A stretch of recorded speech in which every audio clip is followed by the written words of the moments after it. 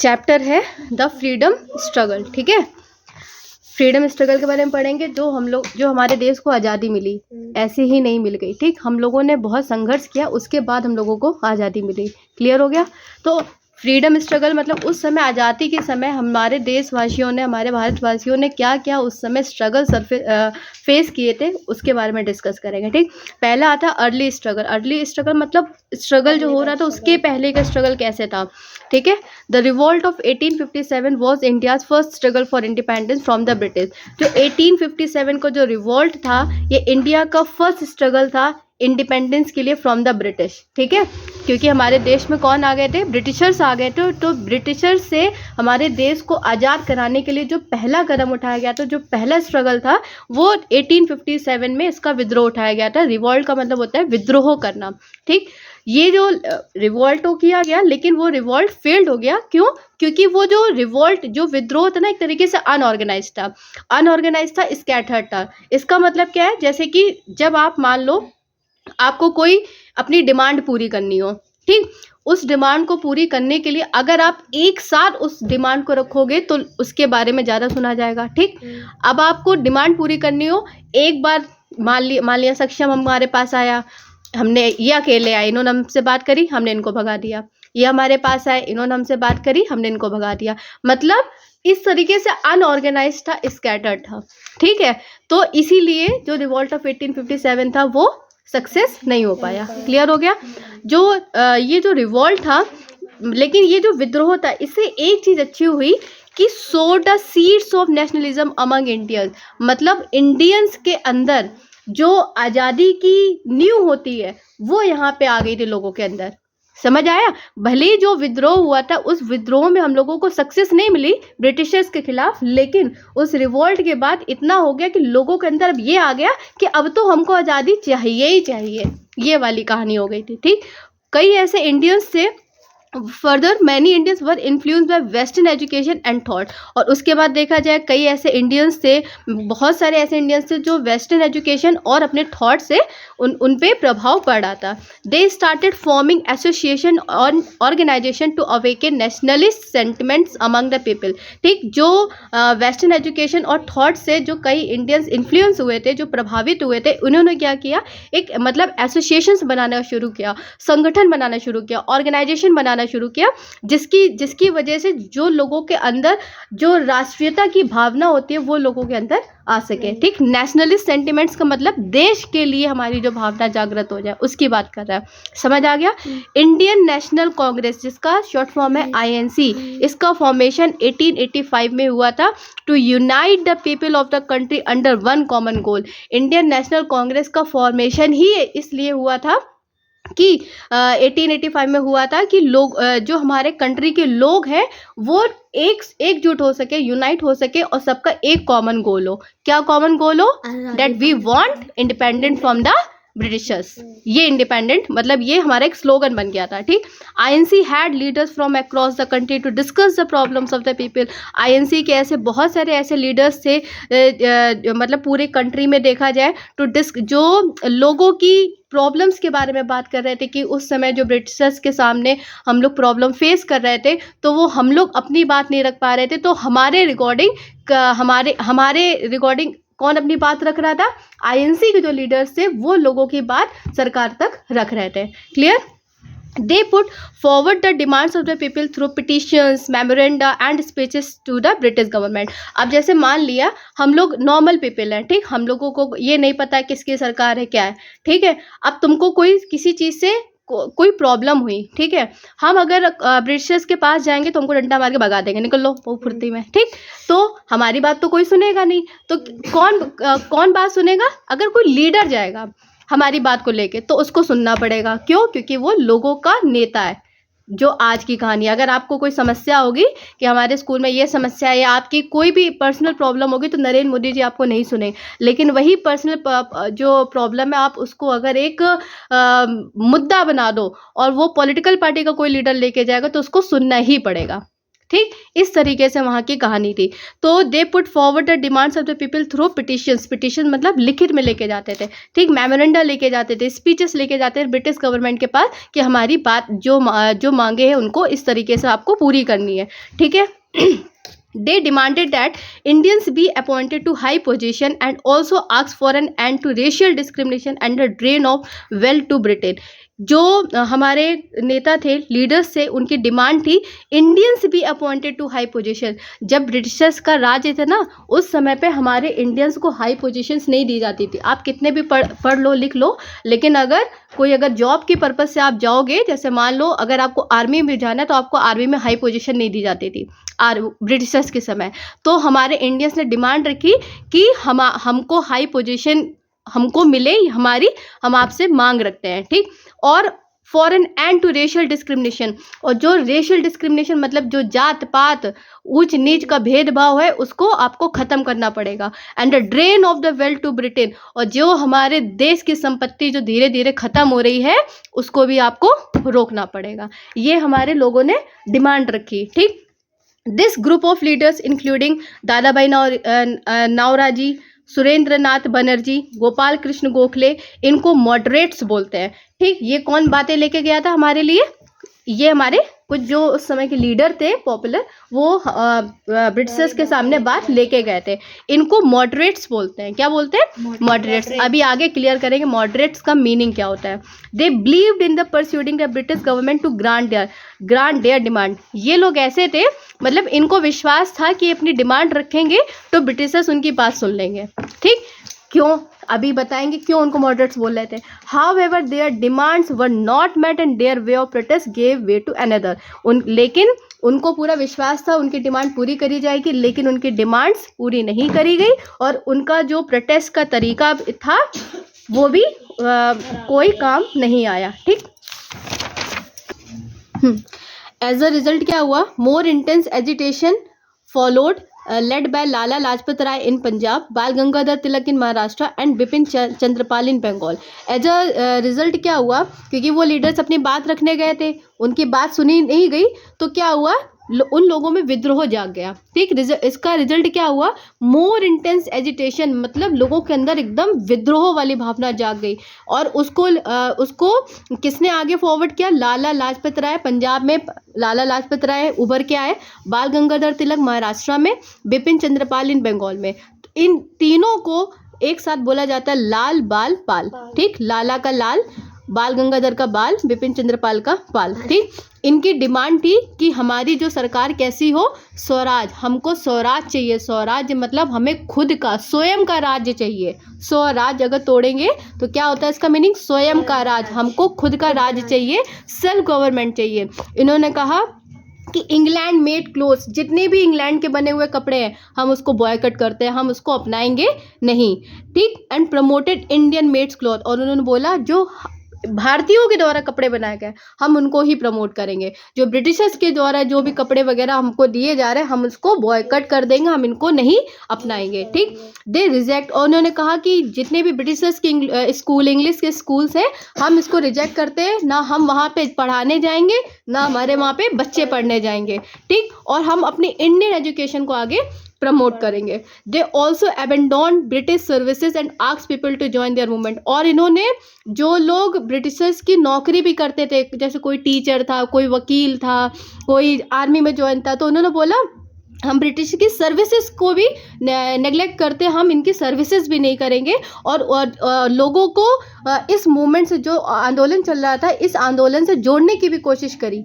इस तरीके से इन लोगों ने बॉयकट करने की कोशिश करी। और इसी ग्रुप को बोलते हैं रेडिकल्स। इस ग्रुप को क्या बोलते हैं? Radical, who advocated radical measures to have their demand met.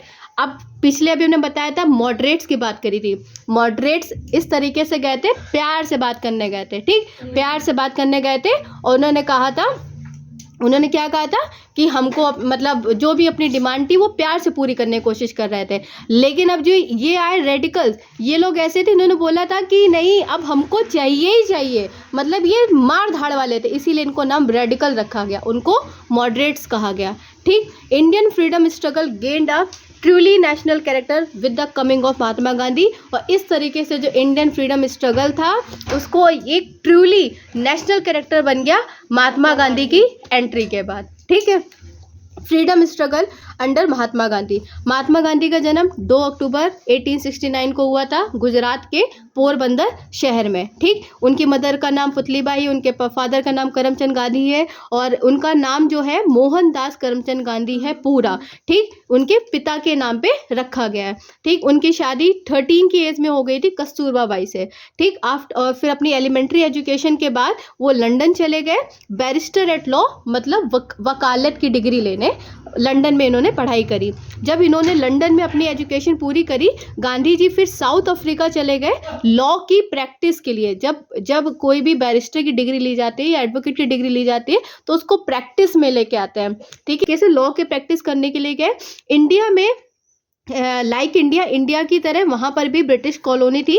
वहाँ पे गांधी जी विटनेस बने और उनको भी रेशियल डिस्क्रिमिनेशन को सफ़र करना पड़ा। कैसे रेशियल डिस्क्रिमिनेशन सफ़र करना पड़ा? एक इंसिडेंट होता है, उनके साथ एक घटना होती है। उनको फर्स्ट क्लास कोच जो ट्रेन का फर्स्ट क्लास कोच होता है वहाँ पे वो वैलिड टिकट लेके बैठे थे ट्रेन में। ठीक, कि हमको वहाँ जाना है, हम अपना ये फर्स्ट क्लास कोच का उन्होंने टिकट लिया।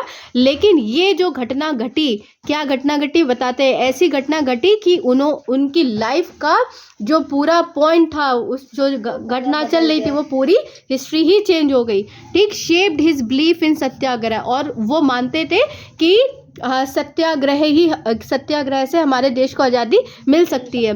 ही successfully led a civil rights movement in South Africa on the basis of this principle, और उन्होंने इस प्रिंसिपल के बेस पे ही जो साउथ अफ्रीका में सिविल राइट मूवमेंट्स है वहाँ पे लोगों को आज़ादी, मतलब लोगों को उससे सक्सेस भी मिली थी। इनके साथ क्या हुआ था, क्योंकि महात्मा गांधी जी का रंग काला था, ठीक है, मतलब ब्राउन, हम लोग की तरह कलर था। तो जब वो ट्रेन में बैठे फर्स्ट एसी कोच में, तो जब टीटी उनके पास टिकट चेक करने आया तो उन्होंने देखा कि गोरों के संग में ये बैठा है। तो उस समय रेशियल डिस्क्रिमिनेशन बहुत था, तो उन्होंने क्या किया, ट्रेन से उनको उतार दिया। ठीक है, और उसी से ही उनके दिमाग में आया कि हमारे देश में रेशियल डिस्क्रिमिनेशन बहुत है, हमको इस चीज़ से आज़ादी चाहिए। और उन्होंने बोला था हमारे देश में सत्याग्रह से हमको आज़ादी मिल सकती। तो क्यों मिल सकती? क्योंकि उन्होंने साउथ अफ्रीका में इसको ऑलरेडी फॉलो किया था। ठीक है, ये उनके दिमाग में थिंकिंग थी।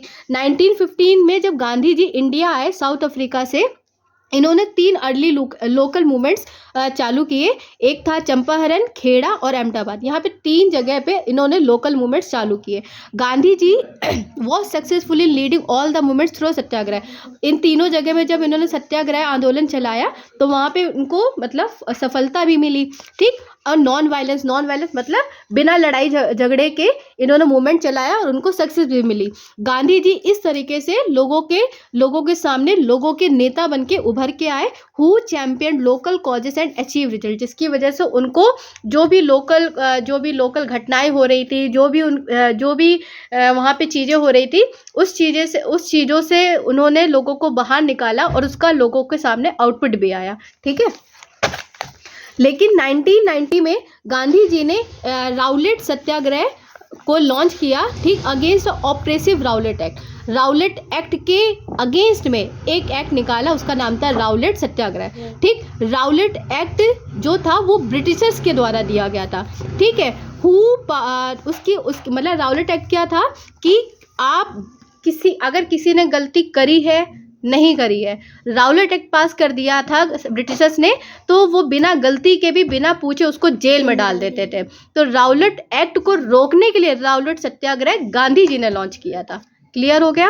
ठीक, उन्होंने इस तरीके से ही launch a nationwide campaign against it was, और मतलब इन्होंने पूरे इस जो सत्याग्रह वाला ये वाला जो राउलेट सत्याग्रह आंदोलन चलाया, इसकी वजह से इनको ऑप्रेस करने की कोशिश भी करी ब्रिटिशर्स ने और उनको उठा के जेल में डाल दिया। 13 अप्रैल 1919 में जलियांवाला बाग हत्याकांड हुआ था अमृतसर में। इस इंसिडेंट में क्या हुआ था, जो ब्रिटिश की सेना थी वो जनरल डायर उसको कमांड कर रहे थे, ठीक। उन्होंने क्या किया था, जितने भी अनआर्म्ड प्रोटेस्टर्स थे उनके ऊपर गोलियां चलवा दी थी खुले में, ठीक। अभी जलियांवाला बाग क्यों हुआ था इसके बारे में हम बताएंगे। दिस प्रोवोक्ड मास एंगर, और जब ये जलियांवाला बाग हुआ था ना, इसके बाद लोगों के अंदर एकदम गुस्सा भर गया था कि अब तो हम ब्रिटिशर्स को मार के ही मानेंगे, ठीक। Around the same time Britain conquer Turkey in 1990, और उसी ही समय पे जो ब्रिटेन के लोग थे ना, जब उन मतलब बाहरी देश, ऐसा नहीं, उस समय जब हमारे इंडिया में ये सारी चीज़ें हो रही थी तो जाहिर सी बात है बाहर के भी कंट्री में कुछ ना कुछ हो रहा होगा। उसी समय पे जो ब्रिटेन थे उन्होंने 1990 में टर्की में भी अपना स्थापित कर लिया था जो भी सरकार थी, और डी थ्रोन द खलीफा, जो खलीफा लोग जो शासन कर रहे थे उनको उसकी गद्दी से हटा दिया गया था। टर्की की बात है। इंडियन मुस्लिम कंसिडर्ड द खलीफा, जो इंडियन मुस्लिम्स होते थे ना उनको खलीफा कहा जाता था, ठीक। खलीफा भी बोलते हैं, खलीफा भी बोलते हैं, ठीक। एज देयर स्पिरिचुअल लीडर, जो जैसे इंडियन मुस्लिम्स के जो लीडर होते हैं ना उनको बोलते खलीफा। तो टर्की में जब वो वहाँ पे शासन कर रहे थे तो ब्रिटेन ने उनको वहाँ से हटा दिया था। सोचो, इंडिया में तो हम लोग उनके खिलाफ थे ब्रिटेन, टर्की में भी उन्होंने यही काम किया, तो अब दोनों दुश्मन और दोनों भाई बन गए, ठीक। So the defeat lead to protest by Muslim India, इसी वजह से इंडिया में भी जो इंडिया के जो मुस्लिम्स थे उन लोगों ने वो लोग भी ब्रिटिशर्स के खिलाफ आ गए। गांधी जी ने इन दोनों कारण को, जलियांवाला बाग और जो खलीफा वाला कांड, इन दोनों को एक नेशन वाइड का नाम दे दिया, प्रोटेस्ट टू डिमांड जस्टिस, कि हमारी अब मांगे जो है वो पूरी आपको करनी ही पड़ेंगी। पता है जलियांवाला बाग क्यों हुआ था? जलियांवाला बाग ये इसलिए हुआ था क्योंकि उस समय ये हुआ था कि जब ये एक्ट वगैरह निकाला गया था तो उन लोगों ने ब्रिटिशर्स ने कहा था कि आप लोग कहीं पे ग्रुप बना के बात नहीं कर सकते। क्यों? क्योंकि लोगों के अंदर देश को आज़ाद कराने के लिए बातें चलती थी। तो उन्होंने ये बोला था कि अगर कोई भी इस तरीके से ग्रुप बना के खड़ा होगा तो उनको जेल हो जाएगी, सज़ा हो जाएगी, ठीक। और किसी भी प्रकार का आप कोई चीज़ ऑर्गेनाइज नहीं कर सकते, मेला वगैरह जो है आप ऑर्गेनाइज नहीं करते। ये सारी चीज़ें उस समय हुई थी। लेकिन क्या हुआ, जब ये जलियांवाला बाग जो उस समय अप्रैल में जब ये कांड हुआ था, ये बैसाखी का मेला लगा। जो बेचारे गांव के लोग थे उन लोगों को तो पता नहीं था, क्योंकि उस समय इतने पेपर वगैरह तो चलते नहीं थे, उन लोगों को ये सारी खबर नहीं थी। वो लोग बेचारे बैसाखी के मेले में घूमने आए थे, वहाँ पर अमृतसर में घूमने गए। अब जब वो चीज़ उन लोगों को पता नहीं है कि अगर हम ऐसे ग्रुप में जाएंगे तो ब्रिटिशर्स हमको मार देंगे, वो तो बेचारे घूमने चले गए। और जैसे ही उन लोगों ने देखा कि इतना मतलब लोग घूमने आ रहे हैं, वहीं पे उन लोगों ने इस तरीके से पूरा जो था, हाँ, उसको क्लोज कर दिया और ओपनली फायर कर दिया। ये एक वाला कांड हुआ था, ठीक। 1920 और 1922 में गांधी जी ने नॉन कोऑपरेशन मूवमेंट, नाम से समझ आ रहा है, नॉन कोऑपरेट, हम अब आपका सहयोग नहीं करेंगे, ठीक। उन्होंने पहले प्यार से समझाने की कोशिश करी, नॉन वायलेंस भी दिखाया, लेकिन अब ब्रिटिशर जब सुन ही नहीं रहे थे, जब जलियांवाला बाग हो गया, खलीफा वाला मूवमेंट हो गया, उसके बाद गांधी जी अब थोड़ा परेशान हो गया। अब उन्होंने बोला अब बर्दाश्त नहीं होगा, अब तो नॉन कोऑपरेशन मूवमेंट चलाना ही पड़ेगा, ठीक। It campaigned against the wrong turns in Punjab and the Khalifa. ये क्यों किया गया था? जो पंजाब में कांड हुआ था, जो खलीफा का कांड हुआ था, उसको रोकने के लिए ये काम चलाया गया था। Non cooperation movement campaign for the boycott of British services, school, courts and goods. हमने जैसे डिस्कस किया था कि नॉन कोऑपरेशन मूवमेंट मतलब गांधी जी ने कहा था कि अब हम ब्रिटिश की किसी भी चीज़ में किसी भी चीज़ का सहयोग नहीं करेंगे, मतलब नॉन कोऑपरेट करेंगे, कोऑपरेट नहीं करेंगे। किस चीज़ से कोऑपरेट नहीं करेंगे? जो ब्रिटिशर्स की सर्विसेज है, लाइक जो भी उनके जॉब करते हैं, आर्मी है, टीचर्स है, वकील, मतलब जो भी उनकी जॉब ब्रिटिशर्स के अंडर में आती है वो जॉब हम छोड़ देंगे। स्कूल्स जो ब्रिटिशर्स के, हम उसमें अपने बच्चों को नहीं पढ़ाएंगे, ना ही पढ़ने जाएंगे। जो उनके कोर्ट्स हैं, जो उनके बनाई हुई द्वारा चीज़ें हैं, हम उसको बिल्कुल बॉयकट कर देते हैं। It also consisted of the anti liquor and anti untouchability movement, और इसमें से एक एंटी लिक्योर और एंटी अनटचेबिलिटी मूवमेंट को भी इसमें नॉन कॉपरेशन मूवमेंट में आ जाता है। It promoted Indian schools, native codes, spinning of khadi.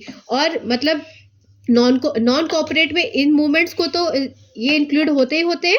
इसके साथ साथ इन्होंने बोला हम इंडियन स्कूल्स को प्रमोट करते हैं, मतलब हम ब्रिटिशर्स के स्कूल्स में नहीं पढ़ेंगे, हम अपने खुद के स्कूल बनाएंगे, हम उसमें ही अपने बच्चों को पढ़ाएंगे।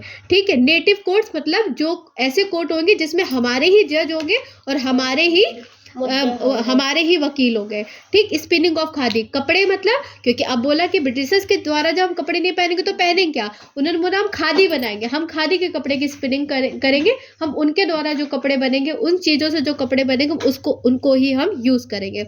It was encourage to secure self sufficiency in Indian household, जिसकी वजह से क्या हुआ, जो इंडियन हाउस होल्ड मतलब जो घर में जो काम करते हैं, घरेलू काम करते हैं, उसमें लोगों को मदद मिलेगी, लोगों को रोजगार मिलेगा। ठीक है। स्टूडेंट्स हैं, लॉयर्स हैं, पीजेंट्स हैं, ट्राइबल्स हैं, वर्कर्स हैं, पीपल हैं, इस तरीके से मिडिल और लोअर क्लासेस, और जो भी गांधी जी को फॉलो करते थे मैसिव स्केल में, जो भरपूर मात्रा में लोगों की मदद कर रहे थे, वो लोग इस समय उभर के आए, उन्होंने गांधी जी को फॉलो किया। जवाहरलाल नेहरू है, सरदार वल्लभ भाई पटेल है, मौलाना अब्दुल कलाम आजाद है, राजेंद्र प्रसाद है, सी राजगोपालाचारी है, खान अब्दुल गफर खान है, और कई ऐसे नेशनल लीडर्स हैं जिन्होंने गांधी जी को नॉन कॉपरेशन मूवमेंट में मदद किया। ठीक, इनका सहयोग किया। लेकिन ये जो मूवमेंट था ये फरवरी 1922 में कॉल्ड ऑफ कर दिया गया, इसको रोक दिया गया। क्यों? Due to the outbreak of peasant violence in Chauri Chaura. मतलब जब नॉन कॉपरेशन मूवमेंट को लागू किया गया था, जब उन्होंने ब्रिटिशर्स की हर चीज़ को मना कर दिया, हम इन चीज़ को फॉलो नहीं करेंगे, तो एक ऐसी कोई घटना हुई थी जिसकी वजह से मूवमेंट रुकना पड़ा था। कौन सी ऐसी घटना हुई थी? चौरी चौरा हो गया था। गोरखपुर में चौरी चौरा एक जगह है, वहाँ पे वायलेंस छिड़ गया था, बहुत बुरी तरीके से वायलेंस छिड़ गया था, जिसकी वजह से 22 और 23 लोग जो पुलिसमैन थे ना, वो मारे गए थे। 22 और 23 पुलिसमैन कौन थे? जो ब्रिटिशर्स वाले थे ना, वो लोग मारे गए थे। इसकी वजह से नॉन वायलेंस, इसकी वजह से ये जो नॉन कॉपरेशन मूवमेंट था वो रद्द कर दिया गया था, इसको रोक दिया गया था। इस मूवमेंट के बाद गांधी जी ने पहले सोचा कि अब हमको बहुत सारा मतलब ग्राउंड वर्क करना पड़ेगा, हमें अब लोगों के पास जाके बात करनी पड़ेगी। उन्होंने एक साबरमती आश्रम, इस वजह से उन्होंने एक साबरमती आश्रम इस्टेब्लिश किया कि ताकि लोगों तक वो अपनी बात पहुंचा सके। मतलब गांधी जी ने कहा था हम नॉन कॉपरेट करेंगे, तो गांधी जी तो कह रहे थे कि नॉन कॉपरेट करेंगे, नॉन वायलेंस तरीके से अपनाएंगे, लेकिन कुछ ऐसे थोड़े लीडर्स थे, मतलब कुछ ऐसे लोग थे ना जो बिल्कुल लड़ाई झगड़े में उतारू हो गए थे, जिसकी वजह से चौरी चौरा में जब 22 और 23 पुलिस वाले मारे गए ना, तो ये जब गांधी जी ने देखा ये तो नॉन वायलेंस हो रहा है, हमने बोला था नॉन कॉपरेट करने में, लोग मार धाड़ में पड़ गए, इसकी वजह से उन्होंने नॉन कॉपरेशन मूवमेंट रोक दिया। अब उन्होंने दिमाग लगाया कि भाई हमको ब्रिटिशर्स को रोकना तो हुई है, कैसे रोके? तो उन्होंने कहा पहले तो हम एक काम करते हैं, अब हमें लोगों को अपनी अगर नेशनलिज्म की भावना पहुंचानी है, भारत के लिए कुछ करना है या आज़ादी चाहिए, तो उन तक अपनी बात पहुंचाने के लिए पहले हमको लोगों को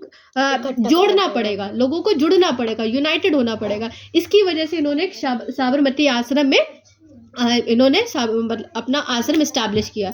1930 में गांधी जी ने सिविल डिसओबीडियंस मूवमेंट लॉन्च किया। 12 मार्च 1930 में गांधी जी ने हिस्टोरिक दांडी मार्च को लॉन्च किया था, जो कि था सॉल्ट लॉ। क्या था? Salt law. अच्छा खुद सोचो, ये जो दांडी मार्च में सॉल्ट लॉ मतलब नमक को ही क्यों चुना गया? क्यों चुना गया होगा? इसलिए चुना गया क्योंकि नमक एक हमारी बेसिक नीड है, खाने में नमक चाहिए ही चाहिए, इसी वजह से सॉल्ट लॉ को चूज किया था। समझ आया? कोई और शुगर लॉ क्यों नहीं? क्योंकि भाई कोई चाय पीता है, कोई नहीं पीता, लेकिन नमक तो खाएंगे, बिना नमक के तो खाना बनेगा ही नहीं, इसी वजह से सॉल्ट लॉ चूज किया था, एक फैक्ट है। ठीक है। दांडी मार्च, गांधी जी ने एक हिस्टोरिक दांडी मार्च को स्टार्ट किया, जिसकी वजह से उन्होंने बोला कि जो ब्रिटिशर्स के द्वारा बनाया हुआ नमक है हम उसको यूज नहीं करेंगे। उन्होंने क्यों ऐसा बोला? उन्होंने सोचा, जब सोचो गुजरात में इतना बड़ा समुद्र है, गुजरात में क्या मतलब पानी तो हर किसी का है, हम नमक तो खुद से भी बना सकते हैं, और ब्रिटिशर्स नमक पे टैक्स लेते थे। उन्होंने कहा हम ये टैक्स नहीं भरेंगे, हम सीधा सॉल्ट लॉ को ही ब्रेक करते हैं। इस वजह से उन्होंने दांडी मार्च लॉन्च किया था। ये जो लॉ है, जब ये सॉल्ट लॉ लॉन्च किया गया था, इसमें लोगों को फोर्स किया जाता था to buy salt from the government who sold it high prices. आ गया? मतलब ब्रिटिशर्स से हम नमक खरीदेंगे तो हमको उस नमक में टैक्स भरना पड़ेगा। गांधी जी का कहने का मतलब यही था कि नमक पे टैक्स क्यों भरे भाई, नमक तो हम खुद भी बना सकते हैं, ये हमारी बेसिक नीड है, हम क्यों इसमें टैक्स भरें। इसी वजह से, क्योंकि सॉल्ट सबकी बेसिक नीड है। The laws like these affected every Indian, इसी वजह से, इस लॉ की वजह से लोगों को बहुत प्रभाव पड़ा और इसमें large scale anti liquor and anti untouchability, चरखा कैंपेन लोगों ने फॉलो किया। वुमेन्स का पार्टी, जब ये मूवमेंट दांडी मार्च लॉन्च किया गया था तो इस मूवमेंट में वुमेन्स का भी पार्टिसिपेशन देखने को मिला। मतलब ऐसे कई ऐसे पहले आंदोलन हुए थे जिसमें वुमेन का पार्टिसिपेशन नजर नहीं आ रहा था, लेकिन जब ये मूवमेंट लॉन्च किया तो इसमें महिलाओं ने भी बहुत बढ़ चढ़कर इसमें सहयोग किया गांधी जी का। ठीक है, towards the close of this movement, जब ये आंदोलन बंद होने में आया, नेशनल यूनिटी हैड स्टार्टेड, मतलब अब लोगों के अंदर हमारे देश को लेके यूनाइटेड की भावना अब जागृत हो गई थी। पहले क्या था, जैसे जब हमारा देश ब्रिटिशर्स का गुलाम था तब हम लोग गुलाम क्यों बने, क्योंकि गुलाम उन लोगों ने ब्रिटिशर्स से बनाया था। हम लोग अपनी आवाज़ नहीं उठाते थे, ये सोचते थे अरे ठीक है वो हम लोग को चला रहे हैं, हम लोग चल रहे हैं, हम लोग उनके ऑपोजिट में, उनके ऑपोजिशन में खड़े नहीं हो पा रहे थे। जब कुछ ये लीडर्स उभर के आए कि ये देश हमारा है, राष्ट्र हमारा है, संपत्ति हमारी है, तो हम ब्रिटिशर्स की गुलामी क्यों करें। कुछ लीडर्स की ही वजह से ये क्या नाम है, हमारे देश को आज़ादी मिली। समझ आया, जब लोगों ने आवाज़ उठाई, इस वजह से कई 200 साल हमारा देश गुलाम बना रहा ब्रिटिशर्स के, गुलामी करता रहा। मतलब ऐसे हमारे भारत को सोने की चिड़िया क्यों कहा जाता है, क्योंकि हमारे देश में ही भगवान, इतने सारे भगवान जी लोग हुए, ब्रिटिशर्स के भगवान जी तो नहीं थे ना। ठीक, तो ये लोगों के अंदर जगाया गया कि देश हमारा है, जब तक हम देश के लिए नहीं करेंगे, देश को गुलामी से मुक्त नहीं कराएंगे, तब तक ब्रिटिशर्स हम पे राज्य करते रहेंगे। फाइनली 1942 में Congress under Gandhi ji launch the Quit India Movement. Finally 1942 में कांग्रेस, जो गांधी जी के अंडर में जो कांग्रेस थी, उसने क्विट इंडिया मूवमेंट को लॉन्च कर दिया। उन्होंने बोला डू और डाई, करो या मरो। मतलब जब जो ब्रिटिशर्स थे बिल्कुल मान ही नहीं रहे थे, तब उन्होंने, गांधी जी ने कहा अब हम एक आंदोलन लॉन्च करते हैं, डू और die, meaning fight to finish, that is freedom. कुछ ही within a few hours of his declaration thousands of Congress leaders were arrested. जब इन्होंने डू और डाई बोला ना, गांधी जी पहले तो कह रहे थे वायलेंस मत करो, लेकिन ब्रिटिशर्स इतने बदतमीज थे, वो लोग बात ही नहीं सुन रहे थे। जैसे ही उन्होंने कहा डू और डाई, जो लड़ाई दंगे वाले, मतलब जो मार धाड़ वाले थे ना, वो कहते हम बस इसी बात को तो इंतजार कर रहे थे, ये हमसे बोले हम मारे जाके। जैसे ही उन्होंने, गांधी जी ने बोला डू और डाई, उसके बाद कुछ ऐसे कम से कम हजारों कांग्रेस लीडर निकल के आए, और जिसकी वजह से उन लोगों ने जब डू और डाई डिक्लेयर किया और वो मार धाड़ किया, तो उसमें से हजारों को तो पहले अरेस्ट कर लिया गया। It was followed by mass uprising of the people that surprise, मतलब जब ये हजारों लोग आए तो हजारों से ऐसे संख्या बढ़ती गई और ब्रिटिशर्स की आंखें दंग हो गई कि ये हुआ तो हुआ क्या। पहले तो आज़ादी के लिए लोग आवाज़ नहीं उठा रहे थे, अब कैसे इतने लोग आवाज़ उठा रहे हैं। Netaji Subhash Chandra Bose formed the Indian National Army. तब नेताजी सुभाष चंद्र बोस ने इंडियन नेशनल आर्मी का फॉर्मेशन किया, जिसको आज़ाद हिंद फौज के नाम से जाना जाता है। और ब्रिटिशर्स को इंडिया से हटाने में सबसे बड़ा हाथ जो है सुभाष चंद्र बोस का रहा है। आर्मी ने, इनकी जो हमारी इंडियन आर्मी थी, उन्होंने ब्रेवली, बिल्कुल बहादुरी से ब्रिटिशर्स के खिलाफ युद्ध किया नॉर्थ ईस्ट में, और they faced huge losses, they were respected as national heroes. मतलब उनमें से कई ऐसे थे बेचारे शहीद हो गए, लेकिन उसको हम लोग उनको आज भी याद करेंगे एज अ नेशनल हीरो की तरह। ठीक, अल्टीमेटली 15 अगस्त 1947 को हमारे देश को आज़ादी मिल गई इंडियन। लेकिन 1947 में जब हमारा देश आज़ाद हुआ तो एक बात खराब हो गई, इंडिया के 2 पार्टीशन हो गए, इंडिया और पाकिस्तान में। जवाहरलाल नेहरू जी जो थे हमारे इंडिया के फर्स्ट प्राइम मिनिस्टर हैं। डॉक्टर राजेंद्र प्रसाद जो है ये हमारे इंडिया के फर्स्ट प्रेसिडेंट है। ये जो एपिक पीरियड है, मतलब देखा जाए बिना महात्मा गांधी के नहीं कंप्लीट हो सकता था। ठीक, 30 जनवरी 1948 में इस तरीके से कंक्लूड हुआ।